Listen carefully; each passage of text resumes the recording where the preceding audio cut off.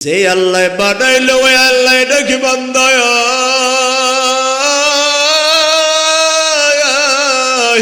আমি আল্লাহ ডাক দিলাম নামাজের দিকে আয়। তোর দুনিয়ায় টাকার দরকার, ব্যবসায় বরকতের দরকার, সংসারের উন্নতির প্রয়োজন, তোর চাকরির প্রয়োজন, ক্ষেত খামারের ভিতরে তোর বরকতের প্রয়োজন, তোর চাষাবাদের মধ্যে তোর বরকতের প্রয়োজন, তোর সন্তানের চাকরির প্রয়োজন, তোর ব্যবসা বাণিজ্যে বরকত নাই, টাকার প্রয়োজন।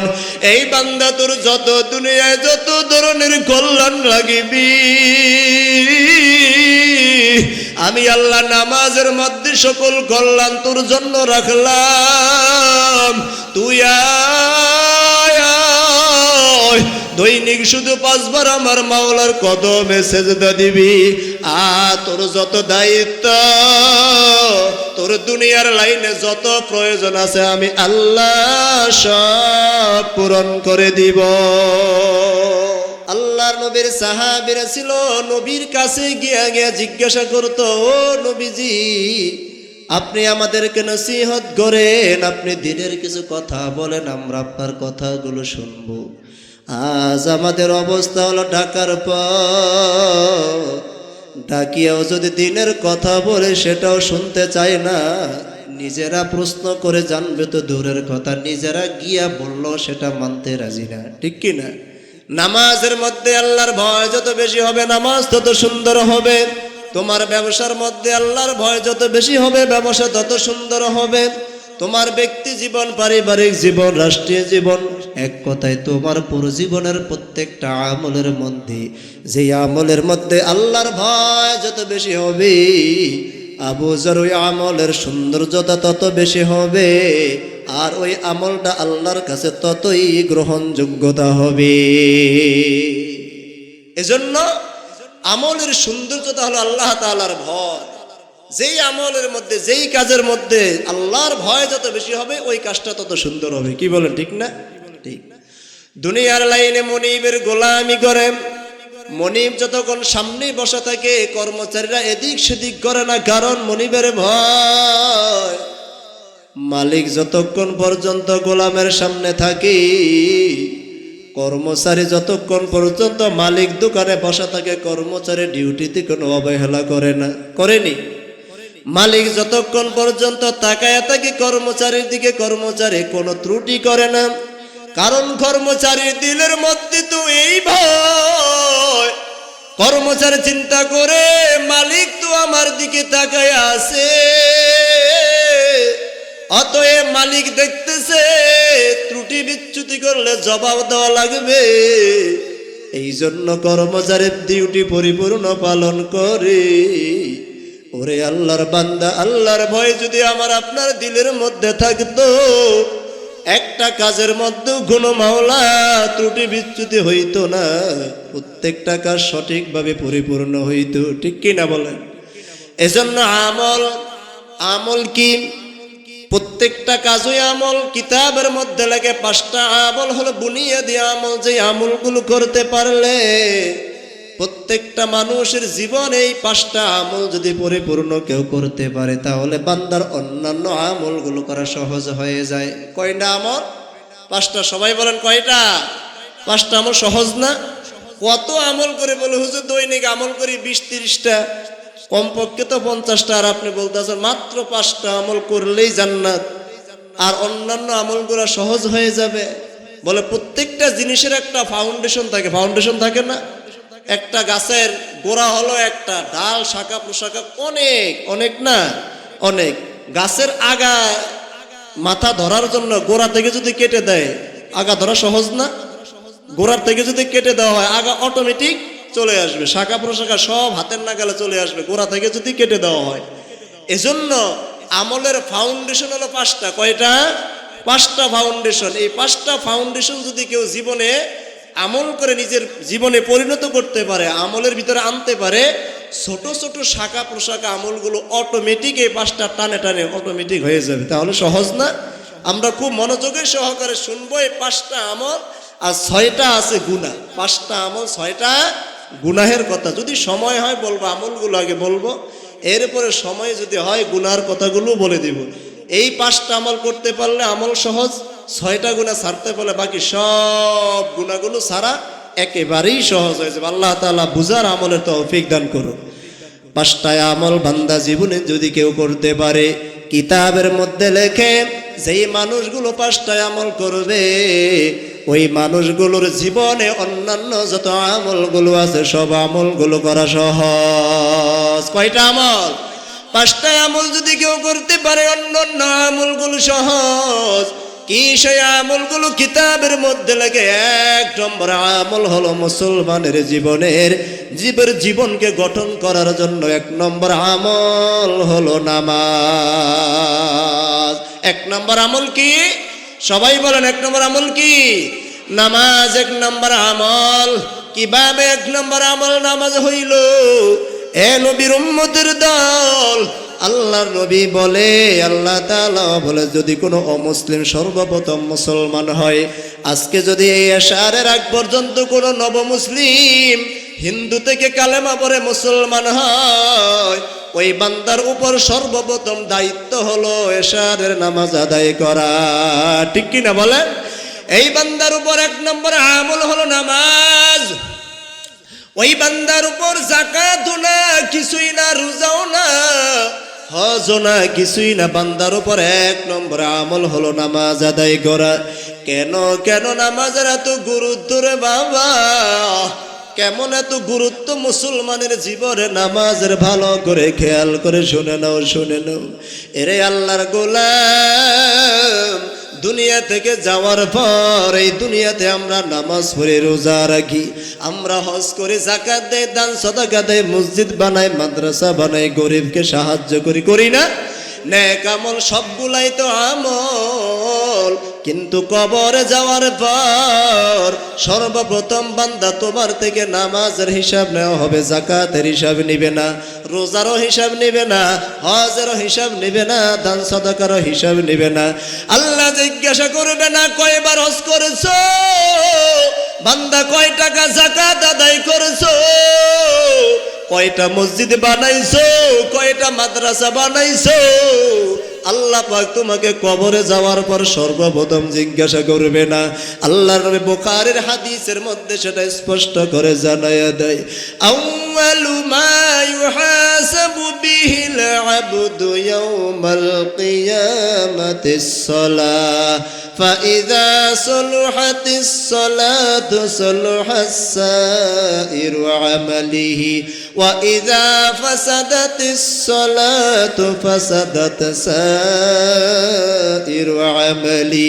মুসলমান ইমানদার আল্লাহর গোলাম, আল্লাহ পাক আল্লাহর নবী বলে কবরে যাওয়ার পরে সর্বপ্রথম নামাজের হিসাব নিবি।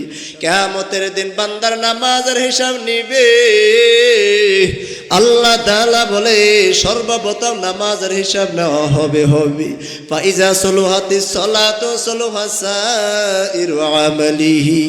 এ নবীর উম্মতের দল, কেউ যদি মনে করে নামাজ না পড়লে কি হয়েছে, আমি তো মসজিদ বানাইলাম, আমি তো কত মাদ্রাসা বানাইয়া দিলাম, কত গরিবকে তো সাহায্য করলাম, কত এতিমকে সাহায্য করলাম, 1000 বার বাইতুল্লাহ জিয়ারত করলাম, লক্ষ কোটি কোটি টাকা দান করলাম, সেই সওয়াব তো আমি পাইতেই থাকবো। কি বলে সওয়াব পাবে না? পাবে। কিন্তু না না না, নামাজ যদি না হয়, নবীজি জানায় দেয় ফাইজা সলুহাত সালাতু সলুহাস সাইরু আমালিহি। 1 নম্বরে নামাজের হিসাব নেওয়া হবে। নামাজের হিসাব নেওয়ার পর যদি নামাজটা কমপ্লিট হয়, আমার মায়ার নবী বলে মোহাম্মদ, এরপরে দেখা হবে তোমার অন্যান্য আমল কি করেছো বান্দা। যদি তোমার নামাজের হিসাবটা কমপ্লিট হয়, অন্যান্য সকল আমলগুলো সঠিক বলে ঘোষণা দেওয়া হবে। ওয়াইজা ফাসাদাতিস সালাত, আর যদি তোমার নামাজের মধ্যে গরমিল হয়, আর যদি তোমার নামাজের মধ্যে ত্রুটি পাওয়া যায়, নামাজ অবহেলার মধ্যে পাওয়া যায়, মায়ার নবী জানায়া দেয় রে উম্মত, ওই নামাজ সঠিক না হওয়ার কারণে তোমার রোজা, তোমার হজ, তোমার যাকাত, তোমার বাইতুল্লাহর জিয়ারত, তোমার দান সাদাকা, তোমার মসজিদ মাদ্রাসা বানানো, এক কথায় নামাজ ছাড়া যত আমল আছে তোমার, ওই সকল আমলগুলো আল্লাহর কাছে কোনো কাজে আসবে না। সব আমলগুলো তোমার বরবাদ বলে ঘোষণা করা হবে।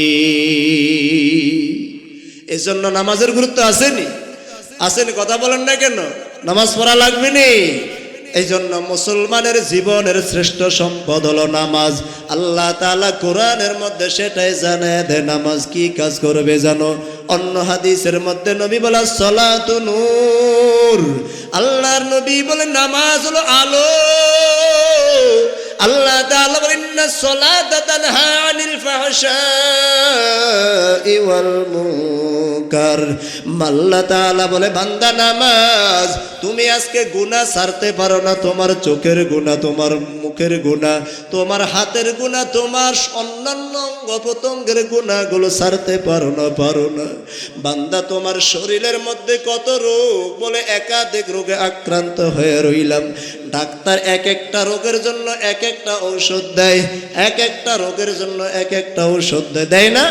মাথা ব্যথার জন্য একটা, জ্বরের জন্য একটা, প্রেশারের জন্য একটা, ডায়াবেটিসের জন্য একটা। আল্লাহ বলে বান্দা শোনো, আমি আল্লাহ তাআলা তোমার শরীরের এক একটা গুনাহ হলো এক একটা রোগ। এক একটা গুনাহ এক একটা রোগ না?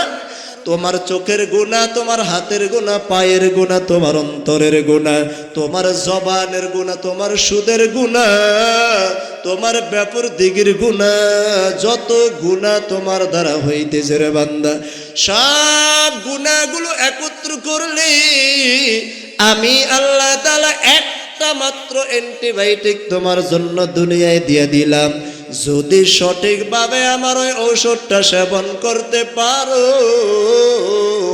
আমি আল্লাহ কথা দিলাম ওই ঔষধ সেবনের সাথে সাথে তোমার গুনাহ নামক রোগ থেকে তুমি মুক্তি পাইবা। সেই ঔষধটার নাম কি রে বাবা? সূরা আনকাবুতের মধ্যে আল্লাহ পাক 21 পারার 1 নম্বর পৃষ্ঠায় বলে ইন্নাস সালাতা তানহা আনিল ফাহশাই ওয়াল মুনকার। আল্লাহ বলে নিশ্চয় নামাজ এমন একটা মেডিসিন, যেই মেডিসিনের দ্বারা যত ধরনের খারাপির মধ্যে তুমি শামিল থাকো না কেন, আমি আল্লাহ কথা দিলাম যত ধরনের অন্যায়ের মধ্যে শামিল থাকো, ওই নামাজ যদি সঠিকভাবে পালন করতে পারো, নিশ্চয় এই নামাজ তোমাকে সকল খারাপি থেকে বাঁচায়া রাখবি। সুবহানাল্লাহ। এজন্য নামাজ পড়া দরকার আসেনি? কথা বলেন আসেনি? অন্য হাদিসের মধ্যে নবীজি বলে মান তারাকা সালাতাম মুতাআম্মিদান ফাকাদ কাফার। যে মুসলমান ইচ্ছাকৃত নামাজ ছেড়ে দিল, ওই বান্দা কুফরি করলো। এরে আল্লাহর বান্দা, মুসলমান এবং অমুসলিমের মাঝখানে পার্থক্য হলো শুধু নামাজ। যে নামাজ পড়ে মুসলমান আর অমুসলিম হিন্দু কাফেররা নামাজ আদায় করে না। এখন আমার যেই মুসলমান ভাই যৌবনের তাড়নায় পুরিয়া নামাজ আদায় করো না রে বাবা। তোমার মধ্যে আর অমুসলিমের মধ্যে কি পার্থক্য হইল? নবীজি বলে নামাজের দ্বারাই পার্থক্য করা যায়। অতএব কারণে কোন সাহসে নামাজ ছাড়িয়া দাও বাবা। আল্লাহ তাআলা 5 ওয়াক্ত দৈনিক ডাক দেয় আল্লাহু আকবার। মুয়াজ্জিনের দ্বারা সর্বপ্রথম কথাই বলে আমি আল্লাহ বড়, আমি আল্লাহ বড়। কেমন বড়? আল্লাহর চাইতে বড় কেউ আছে নাকি? আল্লাহ তাআলা সর্বপ্রথম কথাই বলে আমি আল্লাহ তাআলা বড়। এই যে ফজরের আজান হয়, আগে দাওয়াত দিতে যাইতাম, প্রত্যেকটা ঘরের দরওয়াজা খোলা, প্রত্যেকটা ঘরের দরওয়াজা খোলা, জানালা খোলা। মানুষ মুসলমান দলে দলে নামাজ পড়তে আসতো। মা বোনরা আজানের সময় উঠে যেত নামাজ পড়তো, বাচ্চাগুলো উঠে দিত। আজকে মুসলমানের বড় দুর্বল। আজ মুসলমানের ফজরের পরে দাওয়াত দিতে গেলে দরওয়াজা জানালাগুলো সব বন্ধ। ওই সময় বড় আফসোস হয়, মুসলমানের বাড়ি নাকি কোনো হিন্দুর বাড়ি কল্পনাই করা যায় না। আজকে মুসলমানের ফজরের সময় কোনো কোরআনের তেলাওয়াতে নাই, আজ মা বোনদের কোনো ইবাদত নাই, আজ মহিলাদের কোনো কোরআন তেলাওয়াতে নাই, আজ ফজরের সময় সবাই ঘুমায়া থাকে। এরে আল্লাহর গোলাম, আজান শোনার পর কেমন করে ঘুমাও? আজান শুনে যে জানা ঘুমায়া, আজান শুনে যে জানা ঘুমায়া, তাদের জন্য কান্দে নবী মদিনা, তাদের জন্য কান্দে নবী মদিনা। মুসলমানের ঘরে গেলে তাকাইলে নামাজের কোনো আওয়াজ নাই, কিছুই নেই। এরে আল্লাহর গোলাম, আল্লাহ বলে হাইয়া আলাস সালাহ, মুয়াজ্জিনের কণ্ঠে আল্লাহ তাআলা ডাকতে থাকে, বান্দা নামাজের দিকে আসো আসো। কেন নামাজ পড়বো বলে, হুজুর নামাজ পড়লে কি লাভ? কি বলেন, লাভ জানার দরকার আছে না? আছেন, কারণ মুসলমান লাভ ছাড়া একটা কদম বাড়ায় না। যেখানে লাভ নাই সেখানে মুসলমান নাই, ঠিক কি না বলেন? যেখানে স্বার্থ নাই সেখানে কোনো মুসলমান নাই। এরে আল্লাহর বান্দা, নামাজ পড়লে কি লাভ? আল্লাহ তাআলা জানায় দেয় হাইয়া আলাস সালাহ, এর অর্থ হলো নামাজের দিকে আসো আসো। এরপরে আল্লাহ মুয়াজ্জিনের ভাষায় বলে হাইয়া আলাল ফালাহ। মুয়াজ্জিন বলে কি না, কি বলে? বলে নামাজের দিকে আসো আসো। বলে কি দিবেন গো আল্লাহ? আল্লাহ বলে বান্দা নামাজের দিকে ডাকি কেন জানো? বলে তোমার দুনিয়া আখিরাতের যত কল্যাণের প্রয়োজন, যত সফলতার প্রয়োজন, যত কিছুর তোমার দুনিয়ায় প্রয়োজন, আখিরাতে প্রয়োজন, সকল কল্যাণ আমি আল্লাহ তাআলা একমাত্র নামাজের মধ্যে রাখলাম। সুবহান। কোথায় রাখছে? নামাজের মধ্যে রাখলাম। হাইয়া আলাল ফালাহ। মুয়াজ্জিনের আযান শুনে মসজিদে আসবি, আসার পরে কি হবে? বলে আসার পর বান্দা হাইয়া আলাস সালাহ, নামাজের দিকে আসবি। আর হাইয়া আলাল ফালাহ, আমি আল্লাহ মসজিদ বড় কল্যাণ দিয়া রাখলাম। সেজদা দিবি, সেজদা শেষ, দুনিয়া আখিরাতের সকল কল্যাণ নিয়ে ফিরিয়া যাইবা। সব কল্যাণ আমি আল্লাহ নামাজের মধ্যে রাখলাম। এজন্য নামাজ পড়া লাগবে নি। দুনিয়ার কোন এমপি মন্ত্রী যদি ডাক দিত, এলাকার অমুক নেতা, আজ এতটার সময় ওই জায়গায় গিয়া হাজিরা দেওয়া লাগবে, আপনারাই বলেন তো কেউ না গিয়া পারতেন কিনা? পারতেন নি না যায়? যদি বান্দা এমপি সাহেব বলতো বিকাল 3টার সময় চরপেশন বাজার সদর রোডে সবাইকে যাওয়া লাগবে, এই মাদ্রাজের মাঝিরহাটের একজন মুসলমান, একজন অভিভাবক বাড়িতে থাকতে পারবে না, সবাইকে যাওয়া লাগবে। বাড়িতে থাকলে খবর আছে, আর ওখানে গেলেই সবাইকে 1000 করে টাকা দেওয়া হবে। আপনারা আওয়াজ দিয়া বলেন, এই মাঝিরহাটের আনাচে কানাচে একজন লোক তো খুঁজে পাওয়া যাইতুনি, যাইতুনি খুঁজে। সবাই 3টার আগেই গিয়ে সেখানে দাঁড়ায় থাকতো। 1 নম্বর হলো নেতার আদেশ, 2 নম্বর হলো সেখানে গেলেই কিছু পাওয়া লাগবে। এ নবীর উম্মতের দল, এ মুসলমান, বড় আফসোস, আজ নেতা ডাক দিল, সেখানে গেলে টাকাও পাওয়া যাবে, আর নেতারও ভয়, আর টাকাও পাওয়া যাবে। এই জন্য আমরা দৌড়াই, কিন্তু আল্লাহ তাআলা এত বড় হয়ে মায়ার নজর দিয়া থাকে বান্দারে, যে আল্লাহ বানাইলো ওই আল্লাহ ডাকে বান্দা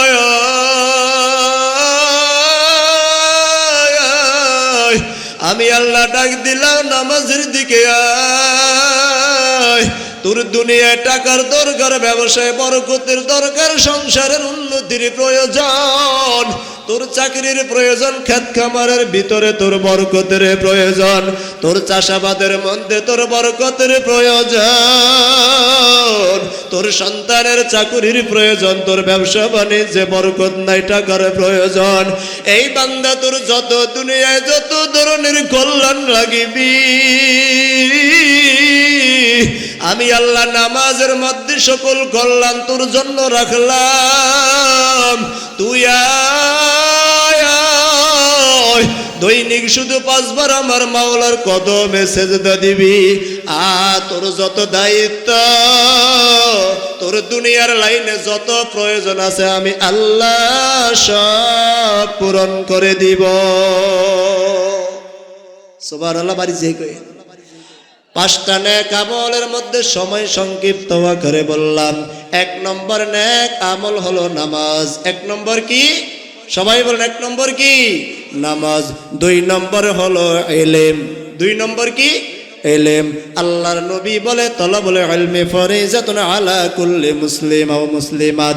ইলম অর্জন করা প্রত্যেকটা নরনারী মুসলমান সকলের উপর ফরজ। নামাজ পড়া যেমন ফরজ, রোজা রাখাও যেমন ফরজ, ইলম অর্জন করাও তেমন ফরজ। আমার আপনাকে জিজ্ঞাসা করি, যদি বাবা আপনি যে ইবাদতটা করলেন তো মনে হয় নাই, আল্লাহর ওই বান্দা বলে আল্লাহ মাফ করব, সমস্যা নেই, আল্লাহ মাফ করে দিবে।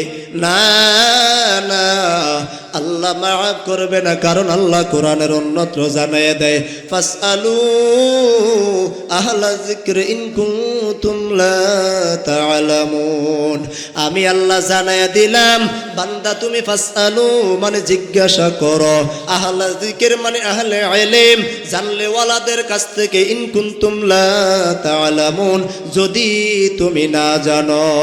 এজন্য বান্দা যদি বলো না জেনে গুনাহ করেছি, ওই দিন আল্লাহর কাছে রেহাই পাইবা না রে বাবা, কারণ আল্লাহ তাআলা জানার জন্য বললেন জানো জানো।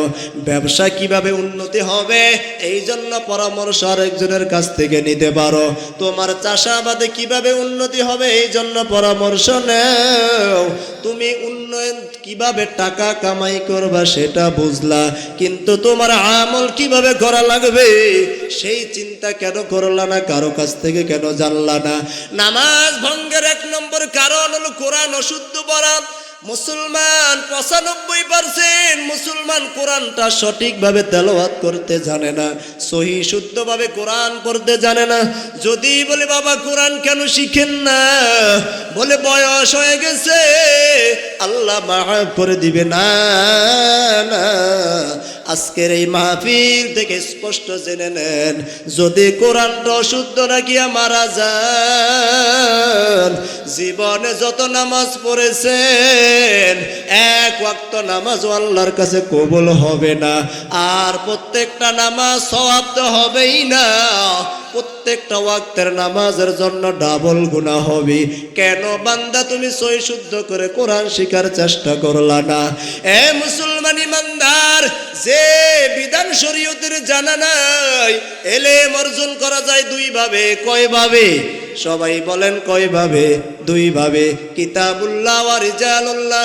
কিতাবুল্লাহ মানে আল্লাহর কিতাব এই কোরআন, আর রিজালুল্লাহ মানে কোরআনের ইলম অর্জন করনেওয়ালা উলামায়ে কেরাম। এই জন্য কিতাবুল্লাহর ইলম সবাই অর্জন করতে পারবে না, কারণ আলেম হওয়া লাগবে। আর রিজালুল্লাহ আল্লাহর ইলম অর্জন করনেওয়ালা দারক বা উলামায়ে কেরামের কাছ থেকে জিজ্ঞাসা করে করে একটা একটা করে ইলম অর্জন করা লাগবে।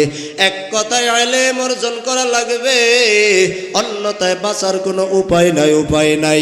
3 নম্বর আমল হলো কথা কম বলা এবং মানুষের সাথে মেলামেশা কম করা। 3 নম্বর আমল কি? কথা কম বলা, মানুষের সাথে বিনা প্রয়োজনে উঠা বসা কম করা। আল্লাহর নবী হাদিসের মধ্যে বলে মান সামাতা নাজা, মান সামাতা নাজা, মান সাকাতা নাজা। যে চুপ থাকলো সে সফল হইল। কি হইল? সফল। বোবা মানুষের শত্রু আছে? কথা বলেন না কেন? যে বোবা তার কোনো শত্রু আসেনি? তাহলে আমার আপনার শত্রু কেন দাঁড়াইলো? এই জবানের কারণে আমার আপনার শত্রু, এই জবানের কারণে আমার আপনার বন্ধু। এই কথার কারণে মানুষ বন্ধু হয়, এই কথার কারণে মানুষ শত্রু হয়। এই একটা কথার কারণে প্রাণের স্ত্রী আপন হয়, আবার একটা কথার কারণে প্রাণের আপন স্ত্রীটা চিরদিনের জন্য হারাম হয়। ঠিক কিনা? এজন্য নবী বলে 4 নম্বর 3 নম্বর আমল, কথা কম বলো। বান্দা কথা কেন কম বলবো? লোকমান হাকিমের একটা ঘটনা আজকে পড়লাম কিতাবের মধ্যে লেখা। ওনাকে হাকিম কেন বলা হয়? যারা কথা কম বলে আর চিন্তা ফিকির করে কথা বলে, আল্লাহ তাআলা ওদেরকে হিকমত দান করে। ওই লোকমান হাকিমকে হাকিম কেন বলা হয়?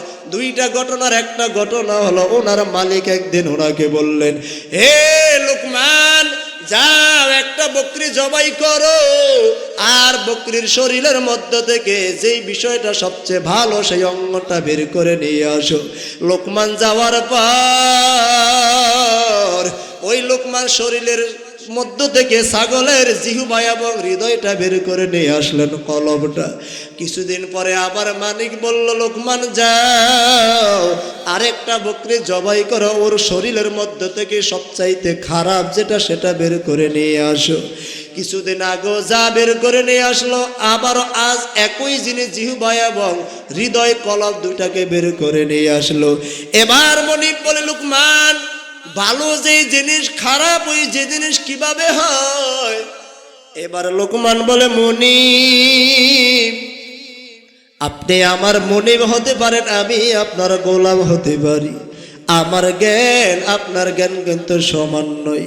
কারণ আপনি চিন্তা করে দেখেন, একটা মানুষের জীবনে জিহ্বা এবং কলব এই 2টা যদি সুস্থ থাকে, পরিপূর্ণ মানুষটাই সুস্থ। আর জিহ্বা এবং কলবটা যদি নষ্ট হয়ে যায়, আর পুরো মানুষটা সুস্থ থেকেও যেন অসুস্থ। কি বলে? ঠিক কিনা? এই কথার মাধ্যমে মানুষ বিপদে পড়ে, কথা দিয়েই মানুষ সবার মন জয় করে নেয়। এজন্য নবীজি বলেন, এ বান্দা, তোমার জন্য মান সাকাতা নাজা, যে যত চুপ থাকতে পারবা তুমি ততই সফল। এজন্য কথা কম বলা লাগবে, বিনা প্রয়োজনে কোনো কথাই বলা যাবে না। কারণ মুমিনের সিফত হলো আনিল লাগবি মুরিদুন। আমার আল্লাহ তাআলা বলে, মুমিন কখনো অনর্থক কথা বলবে না। কারণ মুমিন যেই কথা বললে কোনো লাভ নাই, ওই কথা মুমিন বলবে না। এরপরে হলো মানুষের সাথে মিলামেশা কম করা। কি করা? মানুষের সাথে বিনা প্রয়োজনে চায়ের দোকানে, বাজারে ঘাটে, রাস্তাঘাটে মানুষের সাথে আড্ডা না দেওয়া। কারণ কি জানো রে বাবা, চায়ের দোকানে বসার পর সর্বপ্রথম কথাটা হয় ভালো একটা কথা দিয়েই শুরু হয়। আস্তে আস্তে করে একটা বাড়তে বাড়তে একসময় মারপিট, অনেক ঝগড়া বিবাদ হয়ে যায়। হয় কি না? শুরু হয় ভালো দিয়া, কেমন আছেন, ভালো আছেন। এরপরে শুরু হয় অমুকের ছেলে এই কাজ করছে, অমুকের মেয়েটা করছে, অমুকে এত টাকা পাইলো কই, এই ব্যবসায়ী হিসেবে, এই নানান কথা, যত আজগবি কথা আছে, যত কথা সব চায়ের দোকানে আর বাজারে, যেখানে মানুষের কোনো কাজ নাই, শুধু শুধু এখানে বসে থাকবো। আর যত গীবতের ঘাটতি আছে, গুনার ফ্যাক্টরি খুলে এখানে বসে। এজন্য মায়ার নবী বলে, মানুষের সাথে মেলামেশা কম করা লাগবে। বিনা প্রয়োজন কাজ নাই, বাসায় গিয়া পরিবারকে সময় দাও, স্ত্রীকে সময় দাও, সন্তানগুলোকে সময় দাও, এটা তোমার কাজে লাগবে। মসজিদে গিয়া বসে বসে জিকির করো, কাজে লাগবে। মানুষের সাথে অনর্থক কাজে মেলামেশা করিও না। যত মিলামেশা কমায় দেবা তত তোমার বিপদ কম হবে। এই গেল 3 নম্বর, কথা কম বলা, মিলামেশা কম করা। 4 নম্বর আমল, আল্লাহ বুজুর্গানে দিন বলে মুরাকাবা এবং মুহাসাবা। 4 নম্বর আমল কি? মুখস্থ করেন, কাজে লাগবে। 4 নম্বর আমল মুরাকাবা এবং মুহাসাবা, আরবি শব্দ। মুরাকাবা এবং মুহাসাবা। মুহাসাবার কথা আগে বলি। মুহাসাবা মানে হিসাব গ্রহণ করা। আল্লাহর নবী হাদিসের মধ্যে বলে, আল কাইয়িসু মান দানা নাফসাহু ওয়া আমিলা লিমা বাদাল মাউত। আমার মায়ার নবী বলে, উম্মত, দুনিয়ার লাইনে কে জ্ঞানী জানো? আমি আপনি মনে করি সবচাইতে জ্ঞানী হলো যে টাকাওয়ালা, কোটি টাকার মালিক ও বড় জ্ঞানী। আল্লাহর নবী বলে, না না, টাকাওয়ালা কখনো জ্ঞানী হতে পারে না, বাড়িওয়ালা জ্ঞানী না। কেন? যেই বান্দা জ্ঞানী, কে জ্ঞানী? বলে, আল কাইয়িসু মান দানা নাফসাহু, দুইটা কাজ যে করবে আমার মায়ার নবীর কথা মতো সে হলো সবচাইতে জ্ঞানী। কয়টা কাজ? দুইটা কাজ। সবাই বলেন কয়টা? আপনারা যদি জ্ঞানী হন, আমি আপনি যদি জ্ঞানী হই, তাহলে দুইটা কাজ আমাদেরকে করা লাগবে। আর আগে আওয়াজ দিয়া বলেন, মায়ার নবী আমার যে বলল, এই কথার মাঝখানে কোনো সন্দেহ আসেনি? কোনো সন্দেহ নাই, কারণ সব চাইতে জ্ঞানী হলো আমার আপনার নবী। সেই নবী বলতেছে, কে জ্ঞানী আমার থেকে শুনে নেও। বান্দা, তোমাদের মধ্যে দুইটা কাজ যে করবে সে হলো জ্ঞানী। এক নম্বরে, মান দানা নাফসাহু,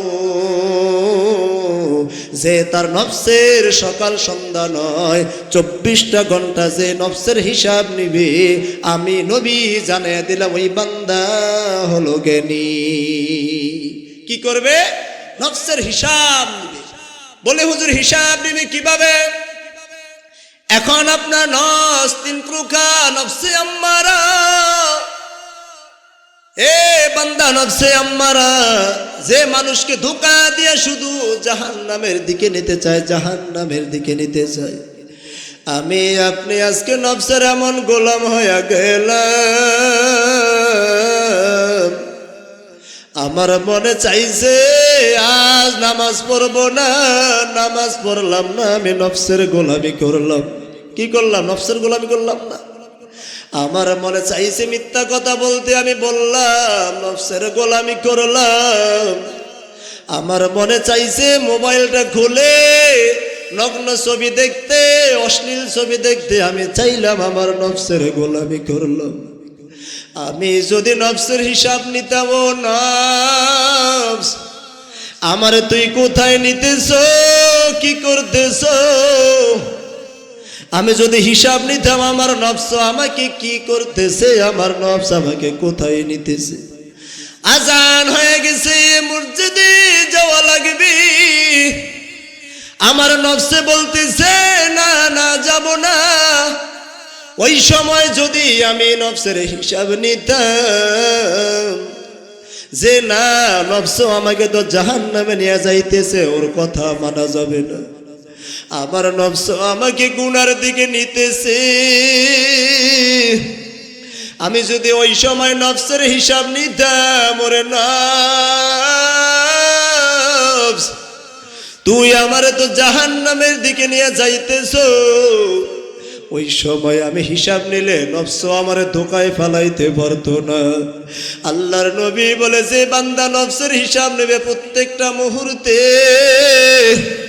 খাস করে ওলামায়ে কেরাম বলে, রাতের বেলা যখন ঘুমাইতে যাও, উজু করে সুন্দর করে, এরপরে যখন ঘুমাইতে যাইবা, বালিশের সাথে ডান কাঁধে যখন ঘুমাইবা, ডান হাতটা তোমার মাথার নিচে দিয়া